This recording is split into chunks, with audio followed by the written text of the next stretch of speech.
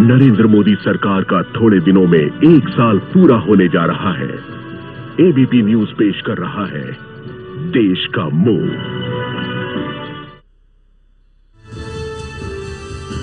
नमस्कार। तो 6 दिन रह गए हैं, मोदी सरकार का 1 साल पूरा होने जा रहा है और आज देश का मूड के इस पड़ाव में हम जा पहुंचे हैं संभवतः हमारी श्रृंखला के सबसे अहम पड़ाव पर। हम हैं बनारस में, जिसके जितने नाम उतने रंग। और याद है आपको वो नारा, मुझे तो मां गंगा ने बुलाया है। बड़ा प्रश्न ये 1 साल बाद क्या बनारस के अच्छे दिन आ गए हैं? बनारस की जनता आखिर क्या सोचती है प्रधानमंत्री नरेंद्र मोदी के इस 1 साल के बारे में? चलिए इस बहस में मैं परिचय करा दूं अपने तमाम खास मेहमानों का। बीजेपी की तरफ से चंदौली से सांसद महेंद्र नाथ पांडे साहब हैं। कांग्रेस की तरफ से प्रोफेसर सतीश राय, जो कि प्रवक्ता और महासचिव हैं पार्टी की तरफ से, और समाजवादी पार्टी की तरफ से ओम प्रकाश सिंह साहब, जो कि पर्यटन मंत्री हैं अखिलेश यादव सरकार में। आप तीनों का स्वागत।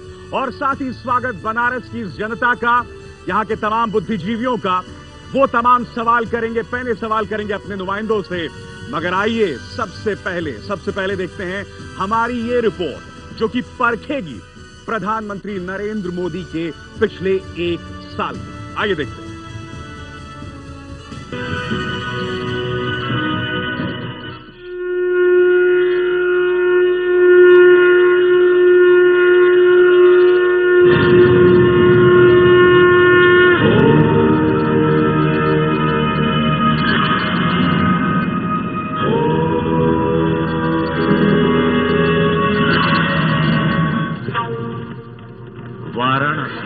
एक ऐसा शहर जिसे 3 नामों से जाना जाता है। मान्यता है कि यह शहर भगवान शिव के त्रिशूल की नोक पर बसा है, इसलिए इसे काशी कहा जाता है। शहर का विस्तार वरुणा नदी से लेकर 80 घाट तक है, इसलिए इसका नाम वाराणसी है। यहां का मिजाज यानी रस बना रहता है, इसलिए इसे बनारस भी कहते हैं। एक और नया रिश्ता इस शहर का हो गया है, प्रधानमंत्री नरेंद्र मोदी का संसदीय क्षेत्र। 1 साल में कितना बदला वाराणसी? क्या मोदी राज में हुआ वाराणसी का विकास? क्या है वाराणसी का मूड? रोहनिया के मेरे भाइयों बहनों, आप जो तपस्या कर रहे हो, मैं आपका तब कभी बेकार नहीं जाने दूंगा। पिछले साल 8 मई को नरेंद्र मोदी लोकसभा चुनाव में प्रचार के लिए वाराणसी आए थे।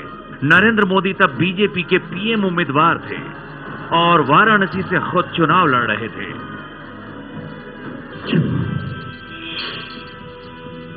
अगर हम क्वालिटी पर बल देंगे, मेरे बनारस के बुनकर भाइयों बहनों, आप भरोसा कीजिए, 1 साल के भीतर मैं आपके व्यवसाय को आधुनिक बना दूंगा। दुनिया के बाजार में आपका डंका बजा दूंगा। नरेंद्र मोदी ने वाराणसी की पहचान बनारसी साड़ी को अंतर्राष्ट्रीय पहचान दिलाने किए थे। इस पर मोदी सरकार ने काम भी किया। बजट में उनके लिए प्रावधान किया गया। बुनकरों के लिए नई कॉलोनी का वादा किया गया, लेकिन जमीन पर कुछ खास नहीं दिख रहा। साल भर तो पहले तो कुछ ठीक था, अब तो एकदम बेकार हो गया है। कोई काम दाम नहीं है। क्या वजह है इसकी? माल बिकवे नहीं कर रहा। जिसका हम लोग काम करते हैं वो माल ही नहीं देता, कहता माल बहुत सा पड़ा हुआ है, कहाँ से माल। वाराणसी में औद्योगिक विकास का वादा किया गया था। शहर को स्मार्ट सिटी बनाने का दावा किया गया। वाराणसी को जापान के क्योटो के तर्ज पर विकसित किया जाना है। इसके लिए क्योटो की टीम वाराणसी आई और वाराणसी की टीम जापान के क्योटो गई। शहर में जगह जगह निर्माण का काम तो चल रहा है।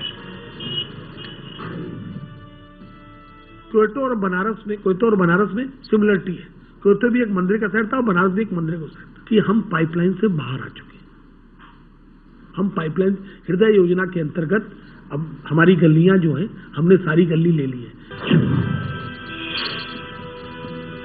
परिश्रम करने की मेरी जो क्षमता है, परिश्रम करने की मेरी जो प्रतिबद्धता है, परिश्रम करने की मेरी जो पराकाष्ठा है, इसमें इस देश में किसी को शक है क्या? किसी को शक है क्या? हम तो मजदूर नंबर 1 है भैया। प्रधानमंत्री नरेंद्र मोदी ने इसी अस्सी घाट से वाराणसी में स्वच्छ भारत योजना की शुरुआत की थी। खुद फावड़ा चला करके यहाँ की जो जमावसिल्ट थी वो हटाई थी। इसके बाद लोग जागरूक हुए। घाट तो यहाँ पर साफ दिखाई पड़ते हैं, लेकिन नदी में और शहर में जहाँ तहाँ गंदगी दिखाई पड़ ही जाती है। घाट से लेकर आसपास की जो मोहल्ले, जो गलियां हैं, वहाँ भी सफाई के लिए एक अच्छा पहल शुरू हुआ है, लेकिन वो अभी नाकाफी। अभी आप उसको बहुत अच्छा नहीं कह सकते। गंगा की सफाई के लिए भी कई बातें कही गई थी। एक नया मंत्रालय भी बनाया गया, नमामि गंगे योजना बनाई गई। इस कार्यक्रम के लिए कैबिनेट ने पिछले दिनों 20,000 करोड़ रुपए का बजट आवंटित किया है। अभी भी मैं देखता हूँ कि गंगा किनारे जो है सिर्फ माला फूल निर्माल या सीवर की नहीं है, डेड बॉडी जिस तरह से बहती हैं, तो उसको देखकर लगता है कि पता नहीं ये योजना हम कब मतलब फलीभूत होंगी या कब हम इसको एक अमली जमा पहना सकेंगे। लेकिन असल मुद्दा है गंगा की डिगिंग का। जब तक वहां से अंदर सिल्ट की सफाई नहीं होगी, गंगा में एक प्रवाह नहीं आएगा, तब तक कुछ नहीं होगा। प्रधानमंत्री ने वाराणसी के जयापुर गांव को गोद लिया था। कुछ ही महीनों में जयापुर गांव की तस्वीर बदल गई। अभी हम मौजूद है प्रधानमंत्री नरेंद्र मोदी के संसदीय क्षेत्र वाराणसी के जयापुर गांव में। ये वही गांव है जिसको संसद के तौर पर नरेंद्र मोदी ने इसको गोद लिया हुआ है। और आप देख सकते हैं कि 1 साल लगभग पूरे होने पर यहाँ पर काफी विकास के काम हुए। अभी हमारे यहाँ जो है रोड बन रही है, कन्या विद्यालय बन रहा है, बनवासी बस्ती का जो है पूरा मकान उनका 14 कमरे उनको बना है। प्रधानमंत्री का लोकसभा क्षेत्र होने की वजह से वाराणसी में विकास के कई काम शुरू हुए हैं, लेकिन इसके नतीजे मिलने में अभी वक्त लग रहा है।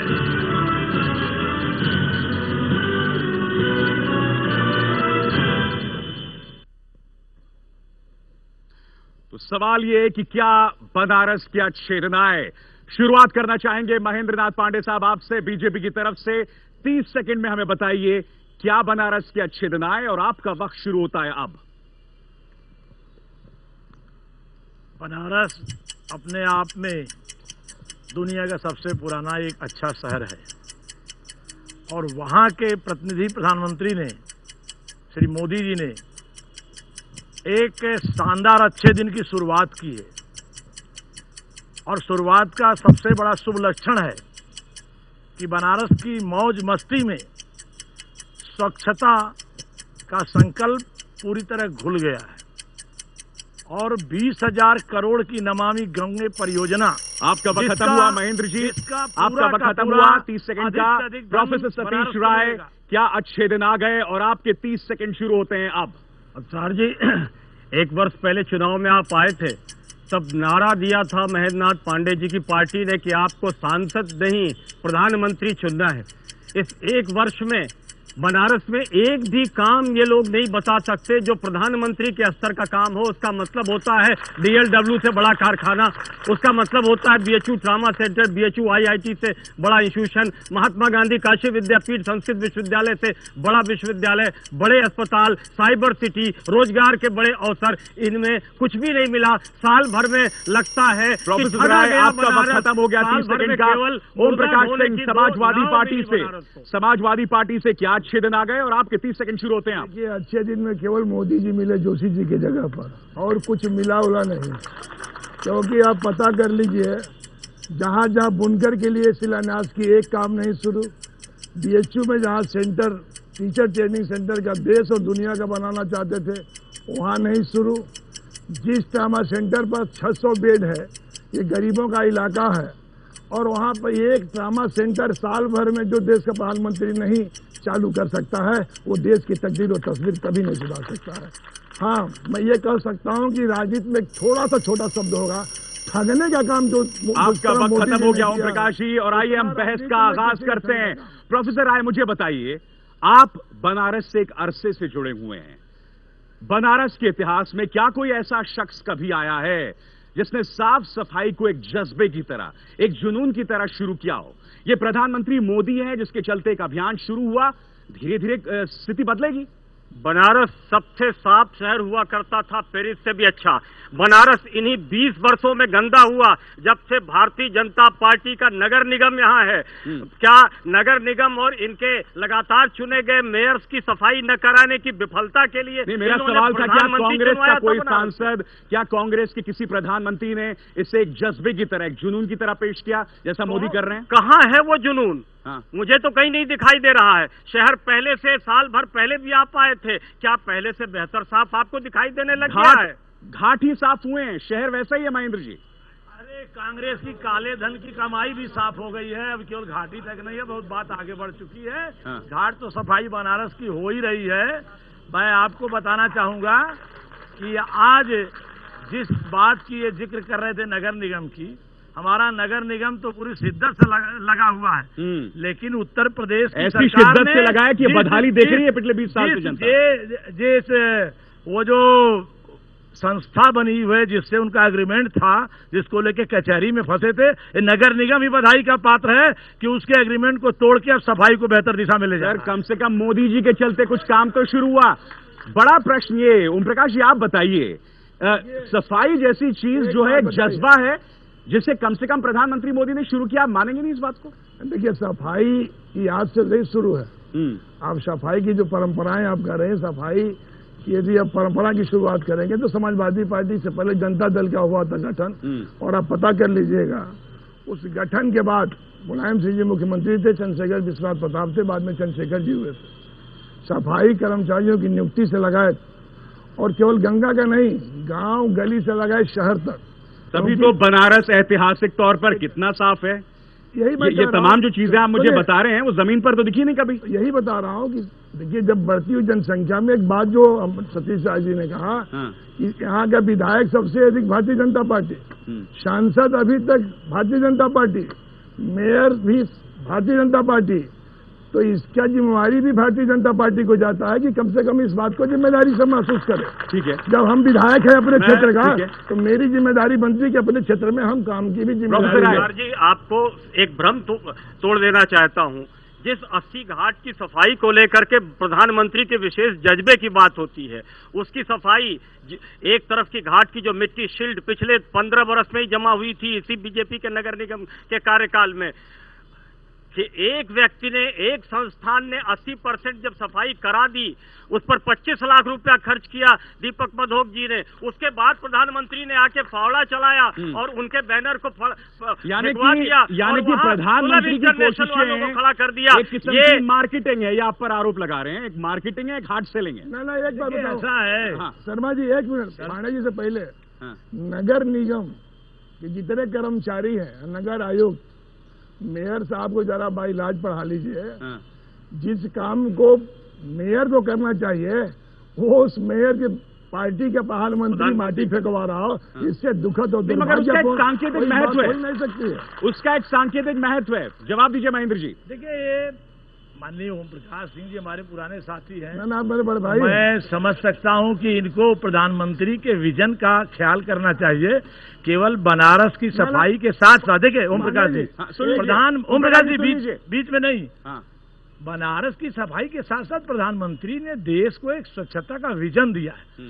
आज आप में से कितने लोग स्वीकार करेंगे, कल को केला गाड़ी में फेंक खाते थे, बगल में फेंक के चले जाते थे, आज चलते हैं तो सोचते हैं नहीं प्रधानमंत्री हमारा ये कह रहा है, इसे पॉलिथीन में रखते हैं, डस्टबिन में डालते हैं। मैं वही बात अपने तमाम पैनलिस्ट से आज जानने की कोशिश कर रहा हूँ, क्या प्रधानमंत्री मोदी ने वो परिवर्तन लाया? चलिए, लोगों से हम जानते हैं, आपसे मैं जानना चाहूंगा, प्रधानमंत्री की एक कोशिश जो है, क्या मैं आऊंगा अब जरा, नहीं एक मिनट, प्रधानमंत्री की कोशिशें बनारस की जनता कैसे देखती है? उसको सकारात्मक रूप में देखती है, मगर मेरा एक फिर प्रश्न है कि जब तक मन साफ नहीं होगा तब तक ना गंगा साफ होगी ना शहर साफ। बनारसियों का मन साफ होना चाहिए, किसका मन साफ? बनारसियों का मन साफ होना चाहिए, उनके नुमाइंदों का मन साफ होना चाहिए। चलिए, आप बताइए, आप किस तरह से देखते हैं इसको?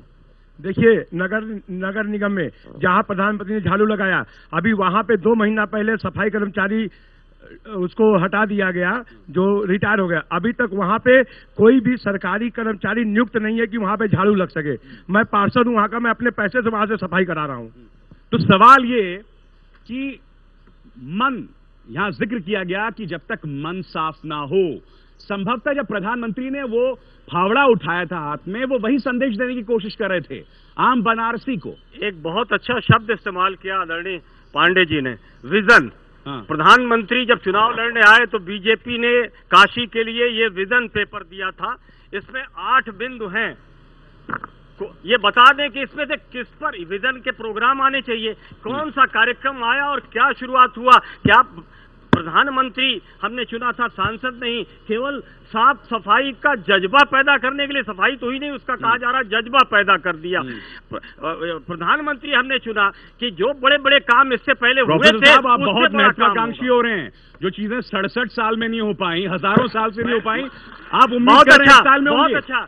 67 साल में विश्वविद्यालय बने, उससे बड़ा कोई विश्वविद्यालय बना दिया, ट्रामा सेंटर बना, IIT बना, यहाँ का एम्स ले गए। जवाब दीजिए शर्मा जी, शर्मा जी,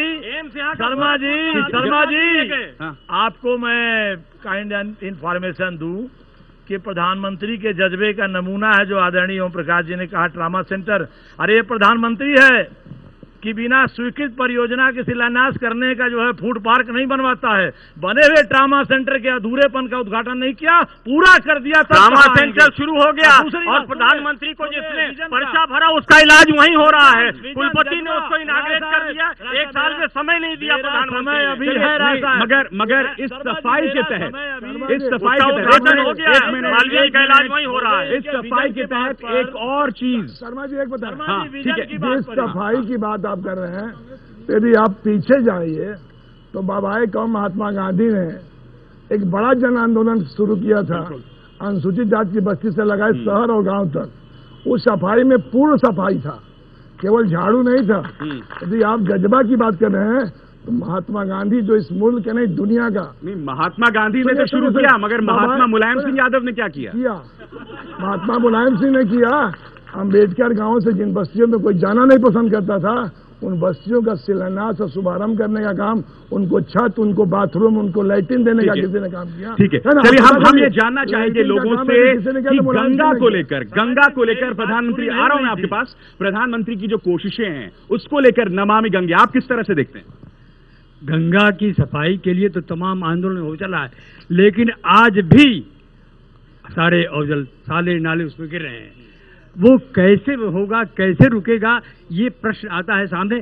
हम लोग बार बार ये जो आता है गंगा की सफाई के लिए वो खड़ा हो गया, लेकिन कैसे वो होगा? पानी तो अब भी गिर रहा है, औजल अब भी गिर रहे हैं, लाशें अभी बनी हैं, तो उसका अगर आप ये बताइए, प्रधानमंत्री की कोशिश क्या जुदा दिखाई देती है दूसरों से? वो कोशिश तो है, लेकिन सीधी सी बात है, आम आदमी जब तक अपने भीतर से ये नहीं कहेगा हम अपनी ओर से ध्यान दें कि हमारी ओर से किसी तरह का प्रदूषण नहीं होगा, आम आदमी की सोच को बदलना होगा। जी बोलिए। गंगा को मां का दर्जा दिया गया है आरंभ से ही, हमारी संस्कृति ने दिया है। और विशेष बात है कि गंगा के दर्शन से ही मुक्ति की बात कही गई है। गंगा गंगेत यो ब्रूयात यो जनानाम शतैरपि मुच्यते सर्व पापेभ्यो विष्णु लोकम स गच्छति। तो इस अवधारणा पर, चूंकि हमारी भारतीय संस्कृति से आरंभ से ही इसकी जड़ें हैं, तो हम गंगा को मां का दर्जा देते हैं और उसके दर्शन मात्र से ही करोड़ों योजन दूर से चीजें बदलती हैं। मैं आपसे जानना चाहता हूं प्रकाश जी, 1985 से लेकर अब तक महज 4000 करोड़ रुपए खर्च हुए थे गंगा की सफाई पर। इस सरकार ने अभी 13 मई को जो कैबिनेट का फैसला हुआ है उसके तहत 20,000 करोड़ रुपए आवंटित किए हैं। नमामि गंगे, चलिए मैं जानता हूं कि जो योजना थी अब नमामि गंगे का नाम है, मगर बड़ा प्रश्न ये कि गंगा के प्रति जो एक कटिबद्धता बताई थी वो सबूत के तौर पर सामने नहीं आ रही, आपको लगता है? सही बात है, आ रही है। कैसे, क्यों? देखिए, गंगा जब शुरू हुआ एक्शन प्लान, थोड़ा समय लगेगा। राजीव गांधी जी प्रधानमंत्री थे और इसी बनारस में 14 जून को हम लोगों ने विरोध किया और मैंने कहा था, इसी अब तो नहीं है संकट मोचन के महंत जी प्रोफेसर साहब, मैंने कहा था कि गंगा साफ हो या ना हो, खजाना तो तय है कि साफ हो जाएगा। अभी जो गंगा के पहली जो मीटिंग हुई है उसने पता कर लीजिए 49 लाख का केवल भोजन हुआ है। 49 लाख का विज्ञान भवन में, जो उमा भारती जी जो हमारी मंत्री हैं भारत सरकार की, 49 लाख तो भोजन में साफ हो गया। और आप पता कर लीजिए केवल दिल्ली से दिल्ली जमुना में 800 करोड़, और गंगा के नाम पर जो आप बोल रहे हैं, केवल बनारस में कई टन केवल। नहीं, आप मुद्दे पर नहीं है। मैं आपसे क्या सवाल मैंने पूछा, नमामि गंगे जो अपने आप में महत्वाकांक्षी योजना, वक्त लगेगा। सुप्रीम कोर्ट ने भी इस बात पर जोर दिया है। प्रोफेसर राय जवाब दीजिए। साफ कहा है, अभी आपने सुनाया प्रधानमंत्री जी ने 1 साल की बात की। इनकी नमामि गंगे योजना केवल बोतल बदली है, नाम बदला आपने कहा। और उसके शुरू होने के बाद सुप्रीम कोर्ट ने कहा कि जिस तरह से काम अभी चल रहा है 200 साल लगेंगे। मंत्री जिनको बनाया, अलग विभाग बना के उन्होंने कहा 3 साल लगेंगे। सरकार ने हलफनामा दिया तो बोले 18 साल लगेंगे। सारी स्थिति आपके बिल्कुल साफ है। केवल धन आवंटित होने से गंगा की सफाई नहीं हो जाएगी। जुदा कैसे है? पिछली सरकार के कार्यक्रमों पर आपने अपना नाम चढ़ा दिया, तो आपकी कोशिशें जुदा कैसे? देखिए ऐसा है ना, ये नजरिया जो इन लोगों का बड़ा तंग है। ये लोग गंगा को निर्मल करने चले थे। गंगा जो दुनिया को निर्मल करती है, हमने गंगा के प्रति श्रद्धा से नमामि गंगे परियोजना लिया। हमारा श्रद्धा है, हमारा माँ गंगा का स्वरूप लेकर के उसका नाम नमामि गंगे रखा है। श्रद्धा में, और दूसरी बात, श्रद्धा में दोहरे मापदंड है। दोहरे मापदंड है। दूसरी बात जो जज्बे की बात आप लोगों ने कहा, मैं जरा उस बात को पूरा करना चाहूंगा जो आपने बीच में टोक दिया था। हम एक मुद्दा यहाँ पर उठाना चाहते हैं। आज राहुल गांधी ने जवाब दिया प्रधानमंत्री नरेंद्र मोदी के उस बयान का जिसमें उन्होंने कहा था कि कुछ दिनों पहले तक शर्म आती थी भारतीय होने में। तो बड़ा प्रश्न ये कि बनारस की जनता प्रधानमंत्री नरेंद्र मोदी के बयान को किस तरह से खामोश रहे। प्रोफेसर साहब, मैं आऊंगा आपके पास, सब्र रखें जरा। सवाल ये, प्रधानमंत्री ने क्या अपमान किया है देश का? बनारस की जनता उसे कैसे देखती है? और राहुल गांधी का जवाब उस पर क्या था? मैं केवल यही कहना चाहूंगा कि मुझे भारतीय जो लोगों को लगा है वो सबको मालूम है। काफी चर्चा हुई है इसके बारे में। मैं तो इसके बारे में मैं ज्यादा नहीं बोलना चाहता हूं। ये मैं बोलना चाहता हूं कि I am a proud Indian and all of us are proud Indians. एक समय था जब लोग, यार पता नहीं पिछले जन्म में क्या पाप किया था, हिंदुस्तान में पैदा हुए। ये कोई देश है, ये कोई सरकार है, ये कोई लोग है, चलो छोड़ो चले जाए कहीं और लोग निकल पड़ते थे। कुछ वर्षों में तो हम ये भी देखते थे, उद्योग जगत के लोग कहते भाई अब तो यहां व्यापार नहीं करना है, अब यहां नहीं रहना है। और ज्यादातर लोगों ने तो एक पैर बाहर रख ही दिया था। मैं इसके कारणों में नहीं जाता हूं और न ही मैं कोई राजनीतिक टीका टिप्पणी करना चाहता हूं, लेकिन ये धरती की सच्चाई है कि लोगों में एक निराशा थी, आक्रोश भी था।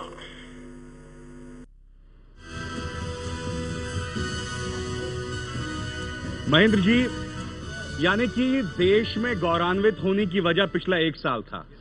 ये देश जो है वाकई अपमानित होकर जी रहा था 67 सालों से। ये किस तरह का बयान है प्रधानमंत्री का? प्रधानमंत्री के बयान का सेंस समझिए। प्रधानमंत्री के बयान का, अरे शर्म करना हो। एक मिनट प्लीज, बोलिए मत बीच में। आप लोग, आपके पास माइक लाऊंगा तब बोलिएगा। बोलिए महेंद्र जी। आप बात इधर करिए, जो एंकर का सवाल है उस दिशा में चलिए। प्रधानमंत्री का जो सेंस है, यह जो पिछले एक लंबे अरसे से आए दिन घोटालों की चर्चा, कांग्रेस की तौहीन करते हैं, बात की बात है। विदेश में जाकर आए दिन घोटालों की चर्चा, देश का होने पर तो आप सवाल उठाएं। देश के अंदर जो उत्साह पैदा हुआ प्रधानमंत्री की अगुवाई में, उस तरफ प्रधानमंत्री का संकेत है।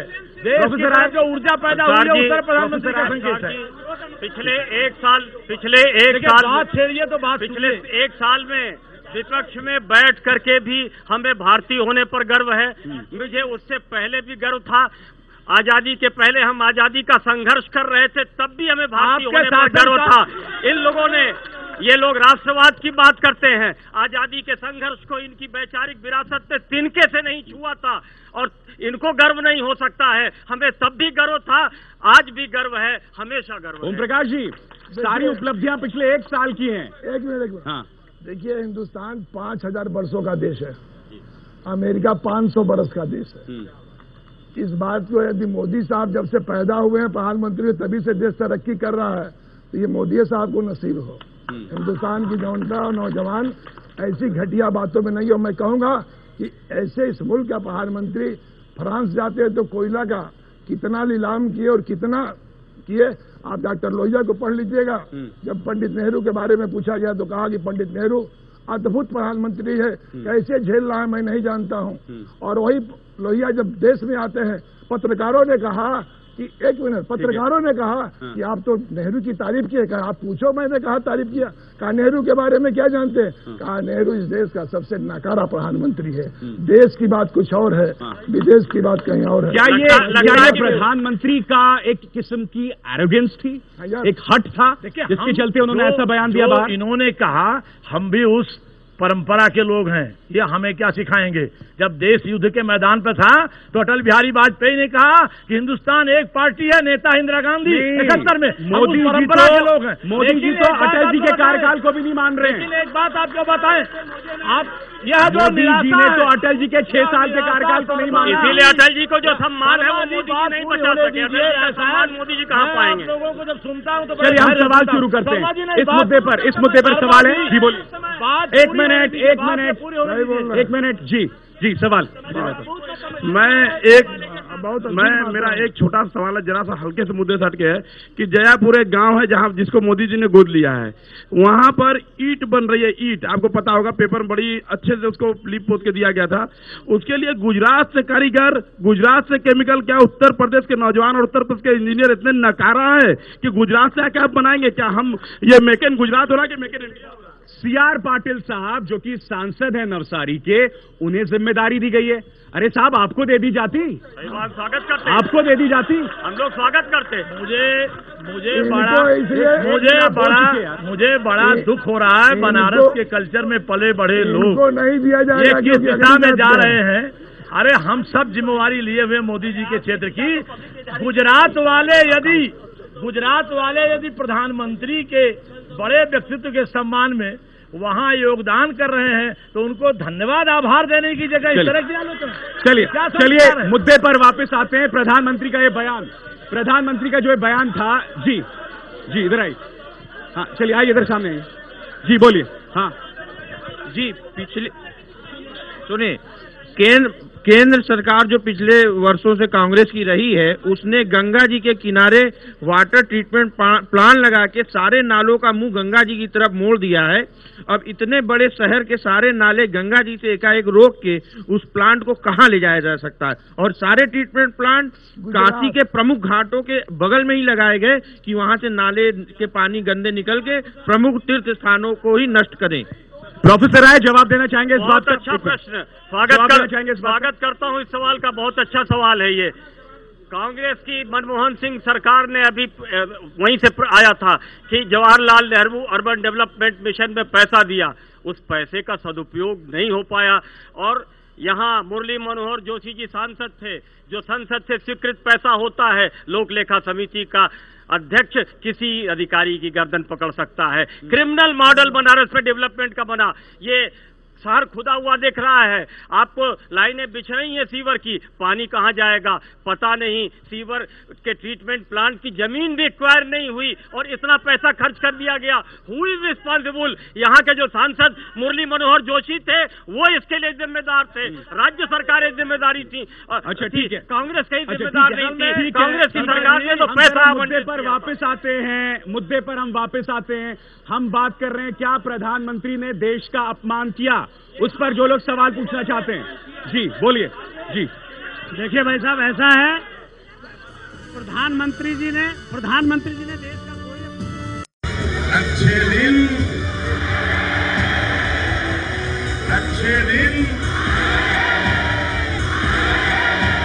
देश का मूड। शर्मा जी, वो जो ट्रेड फैसिलिटेशन सेंटर की बात है, उसका जिसका शुभारंभ प्रधानमंत्री जी ने किया, मैंने शुरू में बताया कि अरे बात तो सुनिए, उसके लिए जमीन यूपी गवर्नमेंट नहीं दिया, मजबूर होकर के केंद्र सरकार के CPWD की जमीन को उसके लिए अलॉट किया भारत सरकार ने। उसका दृष्टिकोण पक्का है। 50 करोड़ रुपया दिया, सारे DPR सैंक्शन हो गए, काम अभी हमारे बुनकर मंत्री आए थे, काम शुरू होने वाला, जिस पर आपने ये बात कही। ठीक है, प्रधानमंत्री किसी योजना का शिलान्यास करें और अपनी कॉन्स्टिट्यूंसी में करें, और 7 महीने में 1 ईंट न रखी जा सके, और 7 महीने बाद उनका मंत्री आवे, मई के महीने में जब दुनिया में कोई पौधा नहीं लगाता तो एक पौधा लगा के चला जाए। कितना भरमाओगे काशी को, कितना भरमाओगे काशी को, कब तक भरमाओगे काशी? और सवाल, आज बुनकर भुखमरी के कगार में, जो साल भर पहले बुनकर खाने का 1 रोटी खा लेते हैं, आज वो रोटी के भी नहीं खाने लायक है। आज बुनकर आत्मदाह करने के लिए तैयार हैं, आज बुनकर आत्मदाह करने को तैयार है। बुनकर आज भुखमरी के कगार, यानी कि बुनकरों की समस्या बनी हुई है। मैं पूछ रहा हूँ कि कैंट स्टेशन को भी स्टेट गवर्नमेंट अड़ंगा लगा रही है मॉडर्नाइजेशन के लिए। कैंट स्टेशन और मुगल स्टेशन क्यों इस बदहाल में है? इतने बताइए। आपके पास प्रभु हैं, आपके पास तो प्रभु हैं। इतने वर्षों से कैंट स्टेशन में कई प्रकार की, अभी तो आपको जो है 140 सीढ़ियां दी गई और सारी परियोजनाएं आपको शुरू पहले का सैंक्शन है, पहले का सैंक्शन नहीं, मगर आप महेंद्र जी, आप जैसा मैंने कहा है केवल। चलिए और सवाल, एक और सवाल, 1 मिनट, आप तीनों सुनिए, सवाल सुनिए। महेंद्र पांडे जी, हम लोग यूथ को पॉलिटिक्स से जुड़े हुए हैं, बनारस से लगातार संघर्ष करते हैं। जिला 20-20 सालों से आपके पास है, डायरिया के मुहाने पे खड़ा है इस समय जिला, पानी में बालू जा रहा है, माइनॉरिटी क्षेत्रों में सफाई नहीं है, हैजा काला पहले कगार पे है, और आपका संक्षेप में जवाब, मेरे पास वक्त इतना ही है, बहुत संक्षिप्त में जवाब चाहूंगा 20 सेकंड में। यह डायरिया, और इसके लिए यह जो राज्य स्वास्थ्य विभाग का काम है, उसको इस पर ध्यान देना चाहिए। आपने अच्छा मुद्दा उठाया, हम लोग भी ध्यान देंगे इसको। तो प्रोफेसर साहब, एक वाटर पंप है बदायूं का, जो पानी देता है बनारस को पूरे 190 MLD की उसकी कैपेसिटी है, मात्र 80 MLD उठ पा रहा है वहां से, मात्र 80 MLD। कैसे बनारस पानी पिएगा? ये नगर निगम बताए आएगा, जिस पर भाजपा 20 साल से काम। ठीक है, नगर निगम पर काम नगर निगम के हैं, ये प्रधानमंत्री के काम नहीं है, ये नगर निगम के काम है। ओम प्रकाश जी, ये प्रधानमंत्री के काम नहीं है। बैठे हैं ये लोग, उस पर नहीं। मैं एक बात कहना चाहता हूँ, जितनी समस्याओं का जड़ में है स्टेट गवर्नमेंट है, वही करेगी। ये 13 बार कुर्ता, 11 बार पैजामा बदलेंगे खाली देश के प्रधानमंत्री जी की, और कुछ नहीं। मगर ओम प्रकाश जी, आप पता क्या हो रहा है, जो मुद्दे राज्य सरकार के अधिकार क्षेत्र में है, इस उम्र में वो भी आप प्रधानमंत्री से उम्मीद कर रहे हैं। इस उम्र में कुर्ता पैजामा बदलने कोई मतलब नहीं है। आलसी हो गए हैं कि जो मुद्दे राज्य सरकार के अधिकार क्षेत्र में, शर्मा जी, कुर्ता पैजामा बदलने से देश नहीं बदलेगा, दिल बदलना होगा, मिजाज बदलना होगा, तब जाकर देश बदलेगा। कुर्ता पैजामा बदलने से देश नहीं बदलेगा। ऐसा है शर्मा जी। चलिए, मेरे पास इतना ही वक्त है, और आज आपने देखा कि बनारस की जनता ने किस दमदार अंदाज में अपने मुद्दे रखे। मिलीजुली राय एक तरह से उभर कर आ रही है देश के मूड को लेकर। हम जहां जहां से गुजरे, ये कारवां हमें लगा कि देश में जनता को बेतहाशा उम्मीदें हैं। उन्हें उम्मीद की एक किरण तो दिखाई दे रही है, मगर अच्छे दिन पूरी तरह से आ गए ये भी नहीं कहा जा सकता। बहुत बहुत शुक्रिया आपका महेंद्र जी, प्रोफेसर राय और ओम प्रकाश जी, और बनारस की तमाम जनता अपने सवालों के लिए बहुत बहुत शुक्रिया आपका।